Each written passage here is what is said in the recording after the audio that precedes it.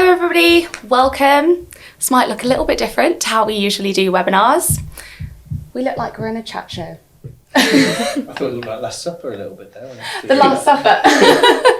Well, speaking of supper, we have literally just been talking about what we've all been having for lunch and breakfast. So we've got some smoothie fans over here. Ollie, you said that you want to talk about what you've been having for breakfast. Lovely. Yeah. Please do tell us. Tell us. We're all right. We're not talking about account-based strategies. We are just talking about how to make the best protein smoothie if you are an athlete, like all of our panelists today.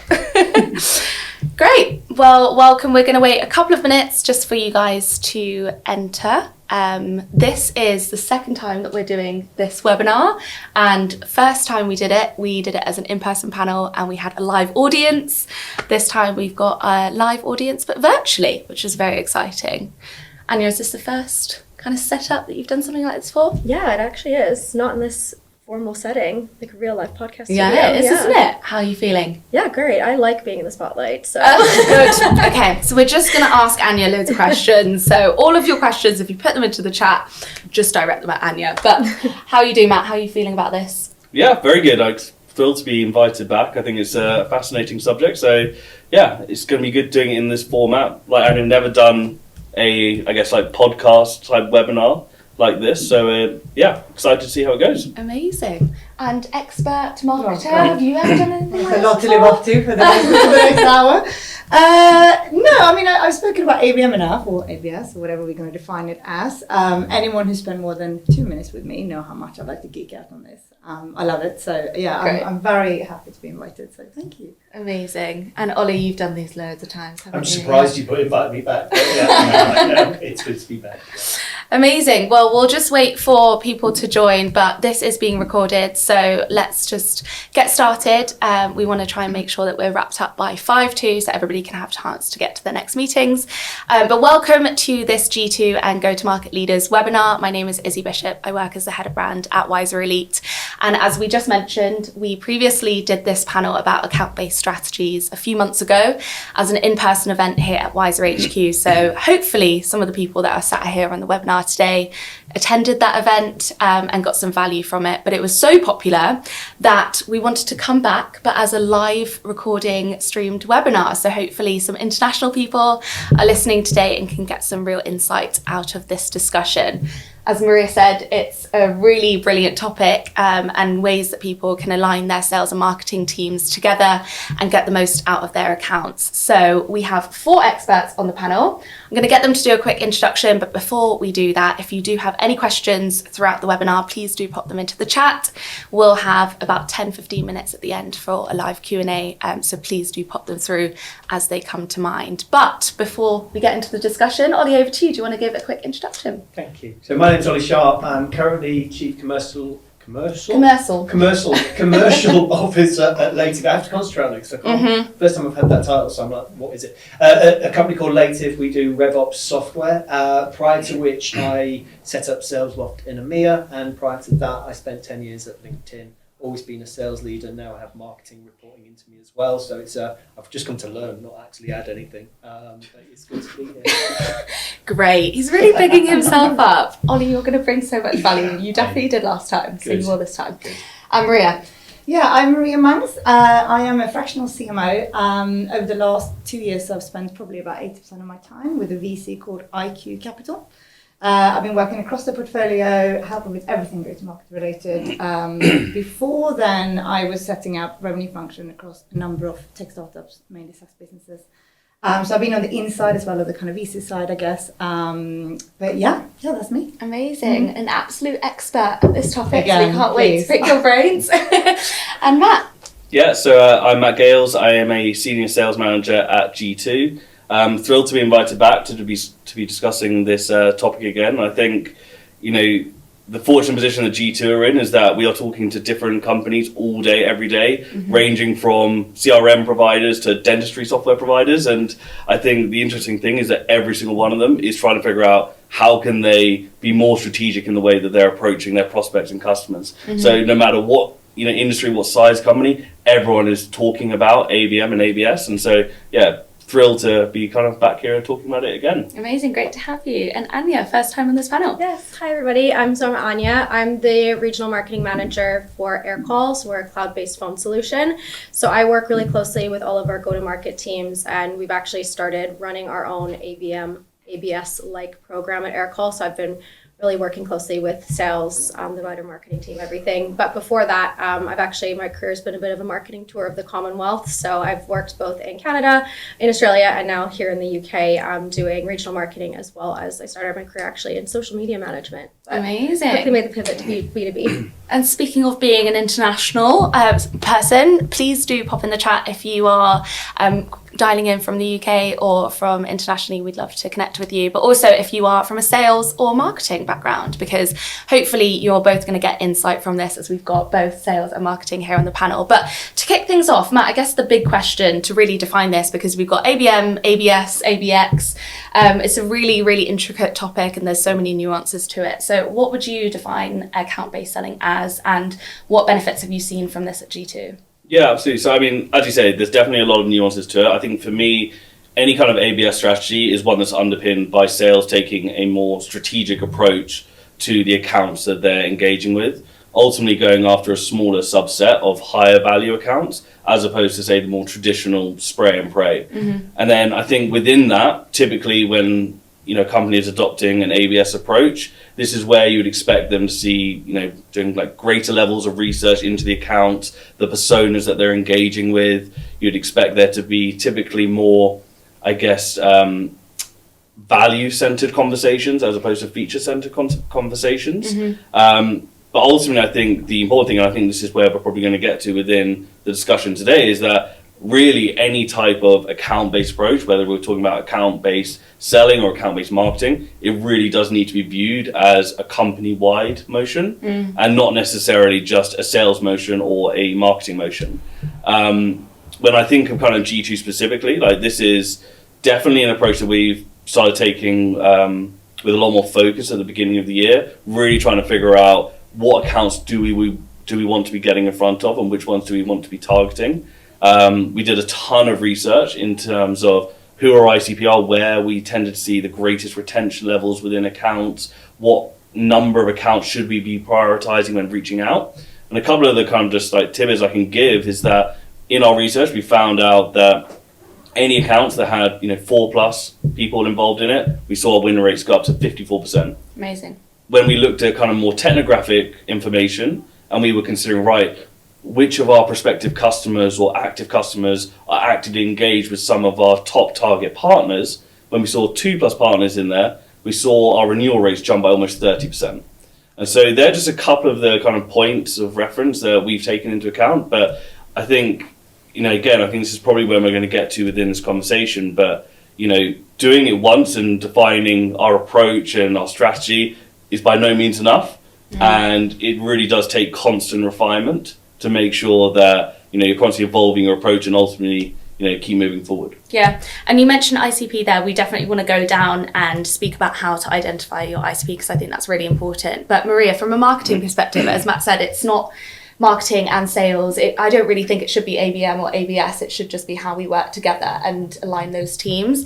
Why do you think account-based is the way to go instead of really narrowing down and going for your targeted ICP? And then also, how do you get buy-in? Because you did a great LinkedIn post about how you've worked with execs and the board on why this strategy is the best approach. Yeah, I think, first and foremost, if we take a step back for a minute, I think that at the core of all of this, and it's not, unfortunately, account-based marketing as a name has stuck, and that's actually part of the problem, that we keep using account-based marketing rather than account-based everything, because it is literally everything.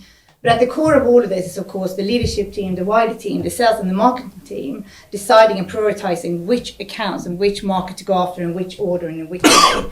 So i.e., yes, it might be, strategic accounts from a sales perspective, but it's actually not around that. It's more around 100, it might be 50 accounts or 100 accounts, it might be 10,000 accounts, right? But you need to agree, and yes, it comes down to ICP, segmentation, and all those things, but you need to agree what these accounts actually are. Because if you don't do that, of course, as we know, and we've seen, you will end up wasting a lot of your resource on the wrong accounts. So what this is all about is figuring out where you have the best product market fit right now as a company, and how do you go about converting these particular businesses and accounts within this segment of the layered of account-based approach. Yeah. Because I think the other thing is, there are layers to it. You can have one-to-many, 10,000 accounts. You can have that very hyper-targeted 100, 20 accounts. And you also need to then measure that differently. And I think the way to convince boards, for example, and leadership teams on this is alignment, of course, around what these accounts are and have some kind of logic around why. Mm-hmm. But it's also actually measuring it differently. So, if you're going after 20 accounts, you need to have the metrics in place to measure, the activity that you're doing. I.e., you're probably not going to measure, individual leads or SDR meetings, right? Because it's going to clash. But of course, if you have 10,000 accounts, then fair enough, you probably have to have a bit of more of a volume play. So I think having that, executives, boards, they listen to data. Yeah. But you need to make sure that you teach them and educate them as well what the right data is for each individual layers. So you've always got to have a strong ROI and back it up with. You do, but that ROI also look very different depending on, which accounts you're prioritizing as a wider team, I think. You said a lovely analogy on that LinkedIn post about fishing with a net instead of a spear. Yeah. Can you explain a bit about that analogy? Well, I think it's exactly the spray and pray, terminology said in a different way. And I think, again, when this first was introduced way back, I haven't looked at the data, but I don't know, 2016, 17, whatever it was for me at least. I think that's how we were going about it. We had that lead gen machine that we put into play. And I think that was the norm, We finally got, the board to understand MQLs from a marketing perspective. We had a linear funnel model.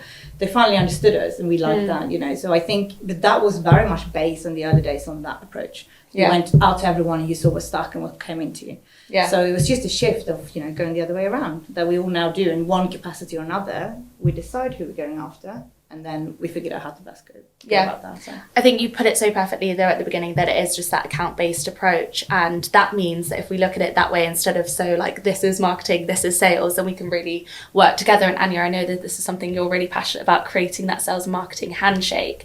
So what advice would you give to our listeners today on how to do that effectively? And I know also maybe language and tone that you can bring in to make sure you're all really going off the same hymn sheet. Yeah, I think starting, with the language and tone piece. I think the key word here that we're talking about is accounts. We are speaking to an account, then there's layers within that, whether it's your different buyer personas, your different at the contact level who you're speaking to. But I think it's really, really important from day dot that sales and marketing are speaking and using the same language and messaging, because this is something from even my social media days. A buyer doesn't kind of disconnect from the different touch points they have with your company. They just see your brand. So if you've got disjointed messaging coming from marketing versus sales in that buyer journey, it's going to cause confusion. It's going to muddle what your positioning, what your message, what your USP is. Yeah.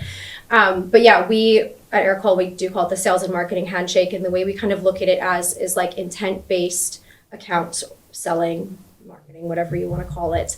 But we kind of look at what are those exactly, like Maria was just saying, what are those key accounts that we are agreeing as two teams we are going to be focusing on, the right alignment to ICP, the different stages of the buyer journey, because I think that's also something we're treating them differently, and that's how marketing is going to be treating them differently. And then looking at, okay, if we're at the top of the funnel, how is marketing going to be nurturing these? And how, as we kind of move them through the funnel, where do we together agree upon this is where we've defined there's enough level of intent to pass it off to sales? How do we do that efficiently? How do we make sure that all the touch points of this account and these contacts within the account have had through marketing or whatever with our brands, that sales can see that, tailor follow-up accordingly, and that also we're able to see if we're kind of nurturing an account, but they are coming in through an inbound channel, they're a hand raiser, that we're not repeating the same messaging and kind of bringing them back to the top of the funnel when they may be more towards the bottom. Yeah. And you mentioned passing it on to sales and when that right time is. And Ollie, this is something that you're probably having to deal with at the moment. Don't look scared at me. But with you now working with marketing teams, I would love to hear how you're approaching this when you're aligning the sales and marketing teams, when you're going after accounts. How do you make sure that there's no crossover or assigning your contact base? I think that, it's always been like that because I've always worked very closely with marketing. So when I was at Salesloft, etc., I think it is, like we said, about the journey, and it's about visibility and everybody knowing this. If somebody downloads some certain content, and sales and marketing aren't talking, they don't know the content, they don't know where to continue the journey, and it's a mindset very much, isn't it, really? And I was reading something the other day that it now takes more than 20 steps in a cadence to actually get somewhere for an SDR, but I think that it's getting so much harder. We need to think about how we actually make that journey easier for them. And having a joined up journey that marketing can do something, and it's a case of sales and marketing working so closely together. These are the campaigns we're running, here's the content that you can use, and wherever they joined that journey, however educated they are or what they've already seen, making sure that sales and marketing are working as one, so it continues that journey. And I think I think a lot of companies and a lot of people, I believe, think that account based is purely for enterprise, and I think that we should be thinking about it how we do it at scale for SMB markets, commercial markets, but then enterprise as well, how you do it. But it's all the same. It's just the scale of how you do it. Are there any differences, would you say? I think there's lots of differences, but the basics are the same. Right. Is what you looked at me as though there's a key to I agree. What am I going to say? I agree. She's like holding on. Oh God, here we go. I'm going to mess it up. No, I think the similarities are about the journey and the stuff. I think that when you're going enterprise, you're going to go more stakeholders. You're going to understand the persona of each stakeholder that you're going to target and the story that they want. I also think that when you're going for commercial and the SMB side, if you target both large and small companies, often the pain you're solving is different for each of them. So the actual story you're telling is different, whether it's the small companies or large companies, and they're on a different journey. So it is completely rewriting them for each of the segments. You might even, if you want to do it fantastically, you'd probably do it differently for each vertical, different for each persona and each size of company. Yeah. That's when you get very granular. I think that's so important though, is thinking about the customer and making sure that you're not starting from the beginning. Like I love that point that you mentioned. If you actually put them in their shoes, you shouldn't be having a different experience on that journey from marketing to the handover of sales, because ultimately it should be about putting the buyer first and actually how we're going to make their life a lot easier. We had a question come through on the chat, which is what are some practices we can implement on alignment? Is there anything else that we can share? Anybody? Open floor. I think joint meetings is something I'm doing a lot of. I have my weekly meeting, but marketing are always in that, and if they will share what bits of content we have and everything that they're doing to actually educate the buyer, and just working as closely together. I mean, sales need to know everything that marketing are doing, but everything that they can use and everything that a prospect may see, they need to know all of those. Right. Can I add something actually? But I also think this comes down to if I'm on at the leadership level, and often the marketing and sales leader, and if there's one or two or whatever it might be, but it comes down to, again, having that same KPIs and driving the same outcome.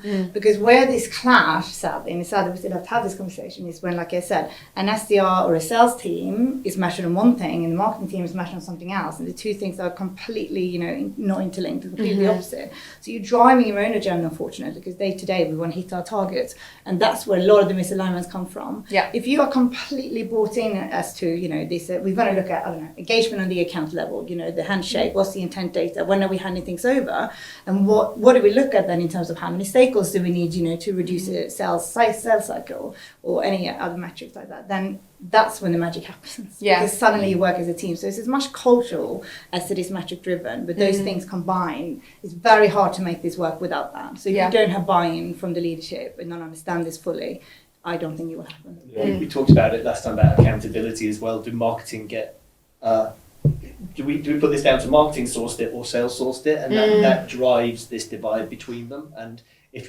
you are saying it is an account based strategy, does it really matter who sourced it? As long as you're tracking the right things to show success, it doesn't matter if it's sourced by both sides. You are good at this. Well Thank done. you very much. Have anything to add, Matt? Yeah, I was going to say one motion that we've introduced at G2 recently, and this is all around how can we make sure that there is greater alignment between our marketing motions and our sales motions, is providing kind of almost like ring fence prospecting time to always kind of focus and go after whatever current marketing activity that we are doing. So if we, for example, have follow-ups from events, if we have certain email campaigns that have been going out, making sure that the entire sales organization are actively putting in time to go after follow-up on certain leads, so that the marketing kind of efforts aren't necessarily going to waste or falling through the cracks.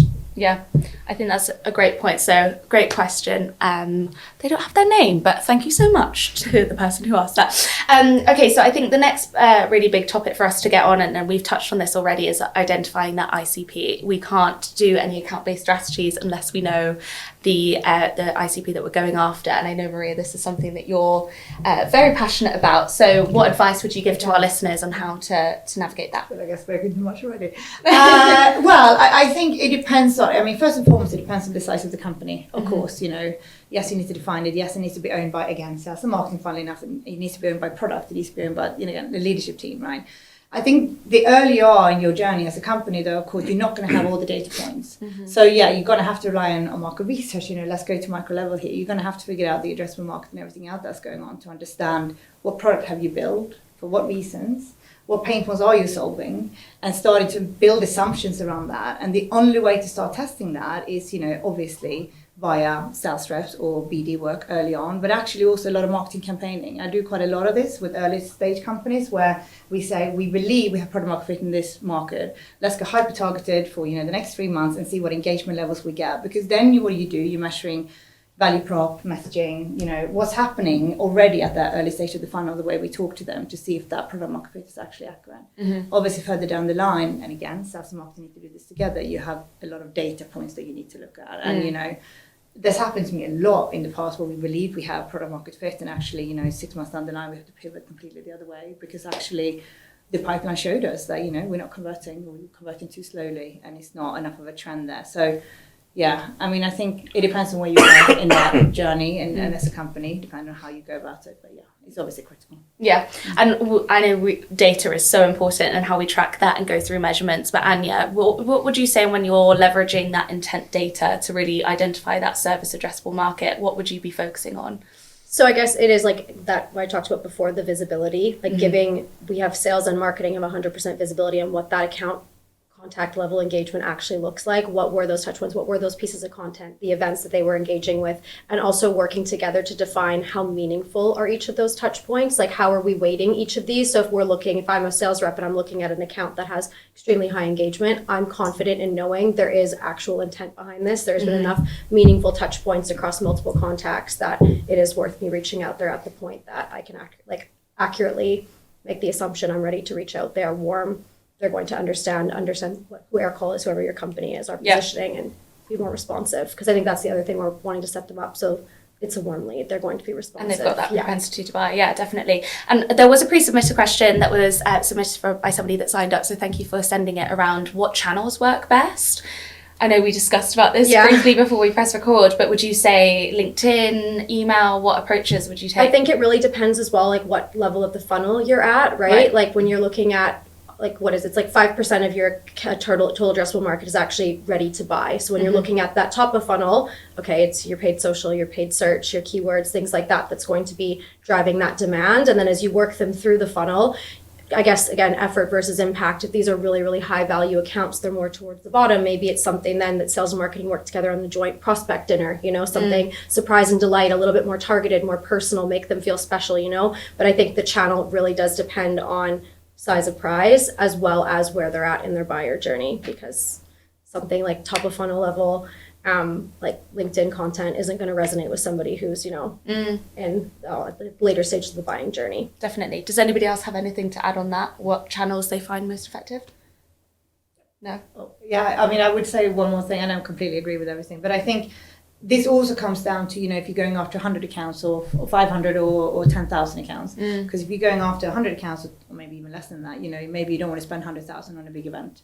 If there aren't, you know, other objectives like brand and, you know, for other reasons. So I think, again, that's why it's so incredibly important as a team to understand what the different layer of account-based everything is. Yeah. Because your tactics, again, from day to day, from a marketing perspective particularly, but also sales, of course, is very much driven by that. You know, so don't do X amount of tactics if you're going to have, you know, going after these 20 accounts and vice versa. So I think, again, that's a lot of education that needs to happen on leadership level on boards to understand that. And you mentioned at the beginning that the most important way to get buy-in from the exec level is tracking and getting that data to be able to really identify the ROI. And I know that's something that it's really important when we're talking about account-based strategies, is making sure that we are identifying what success looks like. So Matt, what would you say in terms of the metrics that you need to look at specifically to make sure that you're getting a strong ROI of your strategy?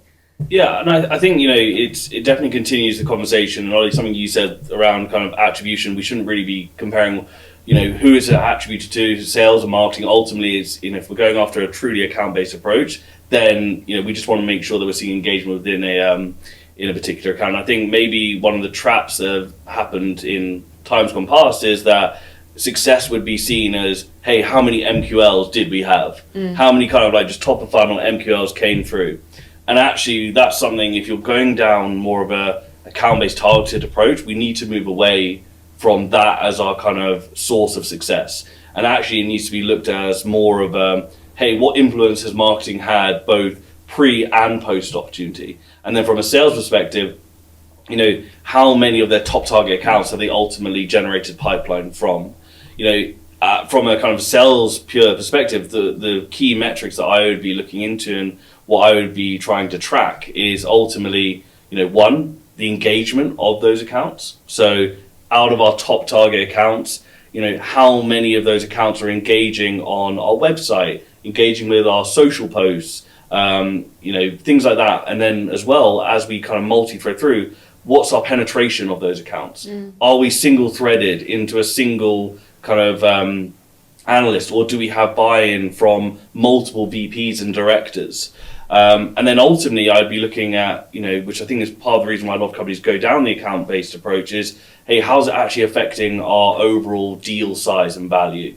And then ultimately, our conversion rates, right? How many of these accounts are we actually converting into high-value opportunities? Yeah, I'd love to hear from you, Ollie, if there's anything else that you would track to measure that success. And I know that when we spoke before, you mentioned about the tiering of the accounts, and I'd love to dive a bit deeper into how you navigate the tiering system. Yeah, well, I think the tiering of them it just depends on how many of them you need to touch, how big your market is and stuff like that. And just going back to what we were saying, I think that to me, I don't think it's saying MQLs are dead and don't track them. I think it's more a case of they're a leading indicator still, but we shouldn't put as much priority on them. I think, hopefully not predicting what you're saying, but it's not a case of all of these metrics are no longer relevant.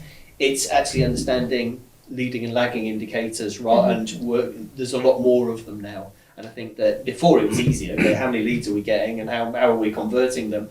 It's a conversation or a dinner event is worth measuring, and how many people, and the engagement side, as you said, is the most important thing. And I think those metrics will differ for each level that you're talking to. Because I mean, your ACV differs, and your win rates differ depending on whether you're going for small or large. So all of these metrics that you are measuring should differ at each level. And I think going back to what you said about the ICP. Your ICP differs at each level as well, in a way. There's different needs, the different pains. So I think it's a lot harder now. I think people need to think a lot differently about how we make that journey a lot easier. And it is about being really granular with your analysis around them, what they want, their situation, what their pains are, and all of those kind of things. And ICP, between jobs, I've advised companies and helped them build ICP, and the amount of companies that just turn up with this number of employees, this is the geographical region in this vertical, and you're like, that's not enough for us to work with, especially when we're going account-based.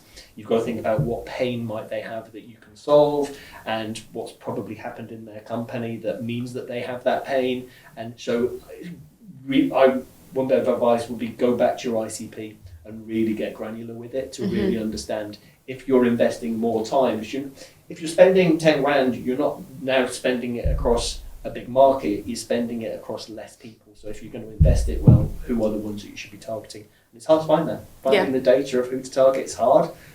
We can't always solve it, but that's how we should be thinking. Yeah, no, definitely. I think it all does come back to the ICP, and like if you've done the hard work, you've done the groundwork, then you can build on that, because a lot of people do build these strategies just going in a little bit blind and then realising, it's not really working. I actually say to a lot of the companies that I work with that if you can agree on the accounts and get the data and understand who to contact and why, you're 80% there. And I generally believe that. And I think it's sometimes, again, when you present this kind of leadership level, it's kind of almost like rushed over. And I think you should listen to what we've done in the last few weeks, building data, understanding your stakeholder, understanding who to speak to each and one of them, if there is a hyper-targeted approach, that is. But either way, I think, gathering that data and building that, it's a huge part of the puzzle. I do think we need to redefine MQLs, though, but that's another. I think so. I think that It is not. That's a whole different webinar. when it comes to like the sales engagement tools and stuff, I think that's completely different. I think that it's no longer where you just have 3 cadences or sequences, depending which one you're using. It's it doesn't work as well now. You've got to roll the red carpet out for everybody. So if you can add more personalization and do more research, that's how you'll differentiate, and that's where you work with marketing to make sure you're sharing the right content for their situation. So research and personalization throughout this whole process is key at the moment. Yeah.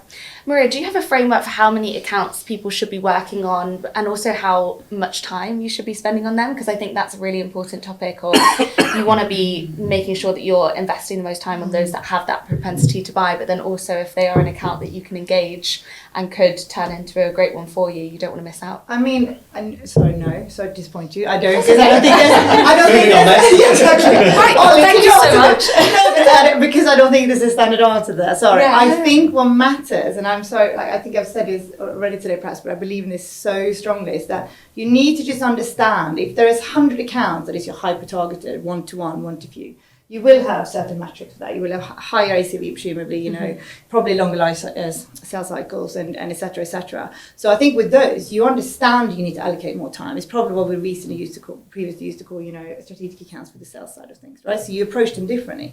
You're probably most likely then going to have the long tail of, 500 accounts perhaps that you're going after. You're probably going to a little bit more segment focus, industry focus. You need to go wider in your approach. You're probably going to have slightly different ACV, for example, and therefore the rest of the metrics will look different. And et cetera, et cetera. So I guess what I'm trying to say is the time that you allocate towards it depends on what the end revenue number is and how you've broken that down into those different layers. Because you might have even, 1,000, 10,000 accounts still that you want to target. There are some companies, with doing that. That's still account-based everything, That was a perfect answer, because I think it's good to say that there actually is no one answer and that people should just be looking at their specific accounts, and it does tailor to each company. But layering that is hard, and it takes discipline to do so. Yeah, definitely. We had a pre-submitted question before this webinar that I thought might be good for you, Anya, which was, would you have 2 different campaign funnels running together? And if so, how would you allocate the budget to each funnel? Yeah, obviously, because you're going to have, like I said, there's 5% of your market that's actually in a buying cycle at one point. So you're always going to be running top of funnel demand generation awareness campaigns at the same time that you're running bottom of funnel campaigns or approaches, because you're constantly working leads through that buying cycle. I think budget obviously is again, there's no one right answer. I think it's effort versus impact. What is the size of prize? Size of account, how many accounts you're targeting, how many accounts you're working with. I think it really, really differs business to business, what your size of list looks like. Yeah, like I said, size of prize. I think when you're looking at those top of funnel metrics, you're talking to a much larger audience than when you're getting to that bottom of funnel, especially if your account lists are much smaller. But then are you tailoring that bottom of funnel approach to something more targeted, like I said before, like an executive dinner? That cost of that versus what you might get in turn of your ROI, there's no one size fits all answer, I guess, is what I would say. Yeah, I think we're learning that from this conversation. That's the main takeaway. But one of the things that will really help you, and I guess it does benefit you if you've got a really good tech stack and tools that can help you be more efficient and effective with this. And Matt, working at G2, I'm sure you've got a huge visibility over which ones are the most likely to best to invest in. So what advice could you give people that are listening today? Well, naturally, I'm going to say G2 is a brilliant tool. I heard Lative was good. All right, that's why we put you on either side of me, so there's no fight. But I think when you're considering the tech stack you're using, I think you need to basically be considering kind of the journey of the kind of prospect and customer and what they're going through, and having a different tool that's going to meet them at each area. So in all seriousness, I mean, tools like G2, intent data tools like 6 Sense, like any kind of tool that enables you to identify which accounts are actively in market, and especially what you were saying there, like 5% of your total addressable market are in market today for business. And I think the more that we can understand which of those accounts should we be prioritizing our time and our spend on, that's going to be absolutely crucial. Then it's a case of, right, how do we actually engage with those accounts? Do we have a tool like a sales engagement tool or an outreach tool that's going to allow us to have, you know, personalized outreach at scale at some times, and ultimately make it as easy as possible for us to be reaching out to these people? Then I'd be considering, right, how do we multi-thread? How can we identify potential champions within a company? That's where tools like LinkedIn Sales Navigator are absolutely brilliant for tracking who from your previous customers who have seen success, have they gone to other similar companies that you can then multi-thread into. And then, you know, once you've got them, you know, a customer towards the end of the life cycle, like, right, gifting platforms like ReachDesk, brilliant for kind of creating those almost special kind of interactions with prospective customers and customers. I think that's fantastic. So I think it's really just about making sure that you've got a well-rounded tech stack that solves for each part of the buying cycle and not over-indexing on only top of funnel or only bottom of funnel like solutions. Great point. I would 100%. Lative? Lative is really good. No. Sorry, Lative. So one thing I would add is just the integration of the tools, because I think that, I mean, going to companies where they've got great tools and then they're not integrated, because the rep and the marketing person need to see the journey. We keep referring back to the journey, and when they're not integrated and you can't see that journey in one place or anything, it becomes a problem. And the only one I would add to the tech stack you just explained is the research side, because once you've found the companies to target, to be able to research, to stand out and give them that one-off journey, the red carpet treatment, that is really important. And it's hard to find, hard to get those. It's especially the data side, there's a number of providers, but then also do you go to Crunchbase, do you look at their LinkedIn profile to make them feel special? Yeah. They're the two bits that I think are very important at the moment. No shameless plugs here, that's No, fine, I'm absolutely. just No, you're absolutely fine. Well, what we're going to do, everybody listening at home, is if you do have any questions, we're going to do about 15 minutes of a Q&A section coming up. So please do pop them in the chat. I see a few coming through already, which we'll get to.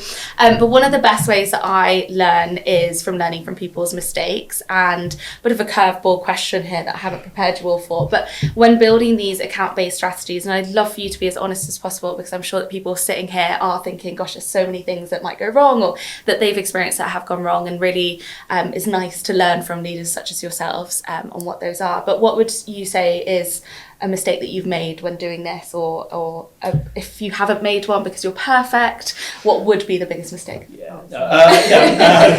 Far from. I think for me, while we've been talking, I've sort of got some things that I will implement more into my. I'm learning. That's what I'm able.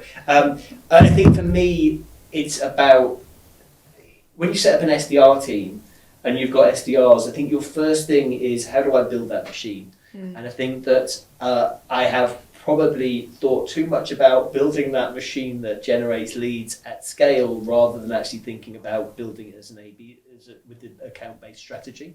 And I think that, and I'm guilty of this, having the metrics that you measure for how many activities they're doing and what the cadence looks like, I think that I need to relook at that and work out, okay, the cadence might be right, but are the actual expectations and activities right that I am building a machine with, when really I think I need to go, okay, activities reduce, increase personalization, and increase time spent understanding the journey and working with marketing.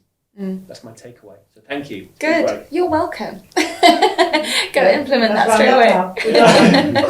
Any Marie? Yeah, I think it's on a similar vein, but perhaps from a different angle. I think it's definitely metrics based. I mean, it's easy to sit there and say what we should do in terms of measuring this on engagement and intent. And, you know, we did not know this 5 years ago, and, you know, we didn't have the tools to measure some of this. Although I've been incredibly lucky to work with some very, very smart revenue ops people, I must say. But I think I'm not a huge fan of MQL, because what it used to be defined as, I think there is another role for individual leads and high intent. But I probably, you know, this is back in 2019-20, I think when I went quite far with that and then moved into a marketing qualified account, I think we basically went down the route of, we were trying so hard to measure everything that we're now talking about, that I think we just went down the route of another MQL. And I think hopefully we weren't the only people making that mistake, but I think it is absolutely critical to understand how to measure this, and whether that's people or tools. Again, I can't do it without RevOps people, so I'm very reliant on them. So yeah, I think I've definitely made mistakes there. Yeah. Yeah. Well, thank you for sharing. I'm sure a lot of people are going through that as well, so they'll feel less alone. And yourself, Matt? I think probably the biggest one is having multiple sources of truth. And so like looking at multiple different dashboards and figures, and not actually just first and foremost aligning across both sales, marketing, leadership of what is our one source of truth that we are looking at, so that we can actually trust the data and then make informed decisions from it. So I think that's been probably the biggest learning curve over the last year or so. Nice. That's interesting you said that, because we actually have now, we were having the same issue. We had now the unified dashboard, so sales and marketing are looking at the exact same ones together. If I'm sitting with my sales director, we have the same metrics, same reports, everything in one place, so there's no confusion. So interesting. Mine would probably be just account-based. Anything is a new way of working, and you really need that buy-in from top down, and that thinking and reframing how we approach and work accounts as well. And I think that was something that we really struggled with when we tried to do a proof of concept, was making sure it was really clear on processes and what is ICP, what are the good fit accounts, and how are we treating them, how are we communicating that, like that engagement, what touch points they've had. I think it really does need to start top down and have a bit of a structure. You're never going to have the perfect one, but making sure everyone's on the same page about this is our new process, this is how we're adapting and improving. But I think when you're introducing something like this, it's a complete overhaul. It's easy for people to kind of go a bit rogue and do their own thing, and then you're not able to really have an accurate measure of what's worked and what hasn't, because you're not all working in the same motion. You need to rein them in. Let's all sit together. But I think as well, your point that you said earlier of like having the meetings together, that's going to be so beneficial for you to make sure that everybody is, as we said at the beginning, singing off that same hymn sheet. So we've got some questions coming through. Please do pop them into the chat if you've got any as they pop to your mind. But Jordan asked a question saying, what's a cohesive buyer journey look like when sales and marketing are aligned on the same metrics and collaborating cohesively on an account-based everything strategy? How does this look / feel differently to the customer compared with traditional linear marketing and sales approaches? It's quite an interesting one from the perspective of the customer. Do they notice a difference? Does anybody want to have a shot at this? Yes. Go for it. I feel like, have you ever seen like there's like the tip of the iceberg and like the dark buyer journey? I think that's where like having a bit more visibility, like there's no such thing as a linear buyer journey. There's going to be so many dark touch points at some, whether you're B2B, B2C, that a buyer is going to have with your brand that you're not going to be able to see. But I think when you have as much increased visibility as possible, it's going to decrease that level of sales starting from top of funnel, when we can already show them that actually this account has had X many touch points with our ads, our content, our events. They understand this. These are the topics they're interested in. These are the pain points that we're able to kind of identify based on what they're engaging with. So they're not starting from square one. It's giving them a bit more of a cohesive journey, in the sense they're not having to start back and explain themselves, explain what they already know about your brand, when you're able to give visibility on what touch points they've had. But yeah, I don't think there's such thing as a linear, here marketing is handing sales a lead. And that's all the information we have from them. Yeah. But I also think this is why it's so important that the messaging and the value prop, the core of that, sit together and figure out what the first emails are going to look like, or the second email, or the LinkedIn ads, or whatever it might be. We literally do this a lot with the teams I work with. You sit together, you figure it out. This is not marketing writing copy, right? This is us figuring out how do we want to speak to a potential buyer, and actually a lot of the time sales know that better, right? So I think it's just ensuring that you have that really collaborative approach to all of that as well, outside of the whole metrics piece. But I think that's why it's so important that you own it together. It's not a marketing initiative, figure out how you want to talk to them and then write the emails and take it from there. And I think that's also how the whole buyer experience, is quite different these days to what it used to be. I think that, to me, it's the word journey. It's you're taking them on a journey, and if it's an education journey, you're sort of layering up what you're telling them. You're starting off with the basics, but they might join that journey halfway through, and if they understand, what do they understand at that point, and what else can we talk to them about? And you can even test them to say, okay, well, you understand X and you've seen that, let's look at whether they go for A or B after that, and you can test it in a cadence, you do it in your campaigns, and then you can maybe start putting a bit of a picture of what that person's role is, what the use case would be, and what their priorities are. And I mean, we shouldn't assume too much, but if we can start working that out, we can be a lot more tailored with what we put in front of them and make some assumptions as to why they would want to talk to us. And I think it all differs on the company, the stage of company, the stage of product. If you're building a category and no one knows what you do, it's a completely different thing to if you're entering a category that is established and there's 10 other Already companies that educated do it, yeah. and you've got to then educate why you are different rather than What you are. what you are. Yeah. And I think you've got to think about that, about what market you're in, the maturity of the market and Yeah. the maturity of the buyer. That's a really good point. We've got more of a salesy question. So Matt, if you want to take this, maybe it's from Gabriella saying, do you believe that cold calling your ICP is a good approach? So we actually have a case in point today of exactly where this was very, very successful. Earlier on in the webinar, I mentioned that we've now got ring-fence prospecting times dedicated to following up on marketing initiatives, and then also dedicated to net new prospecting. We had the entire kind of new biz sales org in EMEA in the office today, and the goal was simply over 3 hours, how many meetings can we be generating from our ICP? I think the only meetings that were generated in that 3 hours was from cold calling. Not a single meeting was generated through email. So I think, there's definitely, you've got to be smart with it. You've got to have identified, the type of companies that you're going after. You've got to make sure that you've got an up-to-date list. That's where data is so important.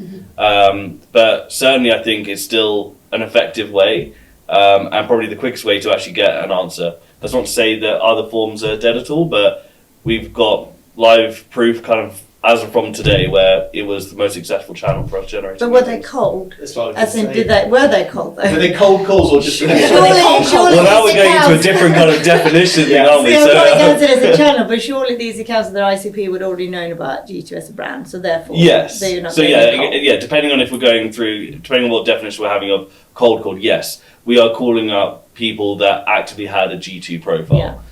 So They're warmer a little bit by nature. However, it's Is still all the G2 calling warm though? Everyone knows G2. Wow. You made me But blush, I didn't say Ollie. that. No, but that is an interesting point. If you are cold calling from a company that people don't know about and isn't as largely known, then it's going to be a different approach. I think to me, with you, with the question, is calling good or is cold calling Yeah. good? I think that cold calling is hard, and the ratios of successes to getting a meeting, if you're cold calling, i.e. they don't know you, whereas if we're saying should they be calling, yes. Most of the results at the moment come from cold calling, whether you've emailed them or not. If you find an SDR that's not happy to pick up the phone, then they will get less results than the SDRs that will pick up the phone. Yeah. So warm calling is a lot better than cold calling. Is Right. my answer to that, but calling helps. How many times can we say the word calling? I so agree. I so agree, and also because I spend a lot of my time with earlier stage startups, and they are not bigger brands. G2 is a very well-known brand now, and again, I'm not knocking it. I think it sounds amazing, by the way, and well done to you guys. But I think, again, for the brands that I work with, they're not known brands. It's often new categories. Completely on the journey of educating. Not just product. With the wider category and what we're trying to do. And I think cold calling, therefore, for cold calling has been incredibly unsuccessful, generally speaking. As a wider team, with a bigger brand, with a certain system, it is perfect, of course, it's brilliant. As a tactic, it's brilliant to surround everything else that you do. But I think it's very hard to do as an early stage startup. Yeah. Interesting question, Gabriella. You got some debate going on there, but I would love to know what you meant in that question as well.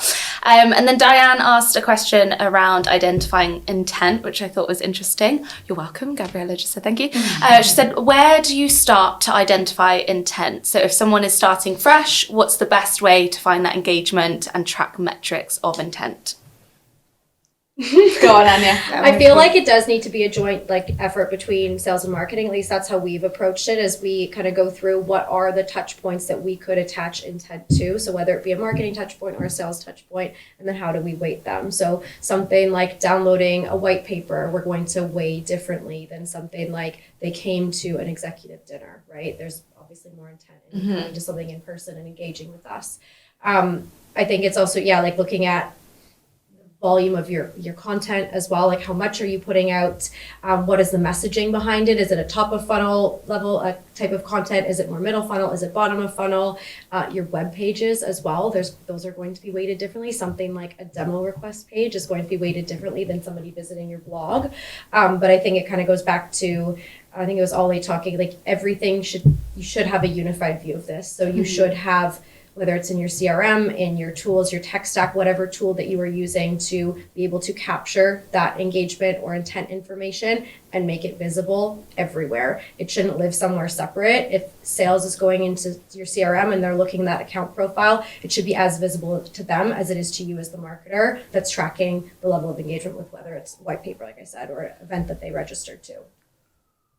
Any other points on that? I always have points. No. I just have everything. I mean, I agree with that, and I think it's also important to remember that the handshake element, whatever that means, I'm just setting this up with the company at the moment, and we agreed on a certain scoring system, and we kind of measure it differently depending on the intent that they do. But I think also the handshake is one way of, okay, the account is warm enough now, take time and look after it kind of from a sales perspective. But again, the most beautiful kind of, when it works the best for me has been when the sales team is going in to have a look exactly at that. What's happening in my key accounts, what's happening now. It doesn't have to come to a certain score and a certain point for them to engage. It's just to say, when I pick up the phone and when I do the next thing or reach out on LinkedIn, we know that they've done X, Y, and Z. So it's so much about gathering those data points as well. It's not for me so much around, at this point they're ready to be handed off. Yeah. Because I don't think it's that linear. Yeah. I think that's helpful, but I don't think it's about that. And we have time for one more question that we've just had through the Q&A chat. So thank you to Maeve. She said, is there a CRM that any of you feels does a really good job of sharing between roles and helping to manage? I don't know if she's intentionally saying the smarketing machine. I'm guessing smart marketing. I'm looking at it through the lens of ABM and wondering if you have some good experiences with anyone in particular.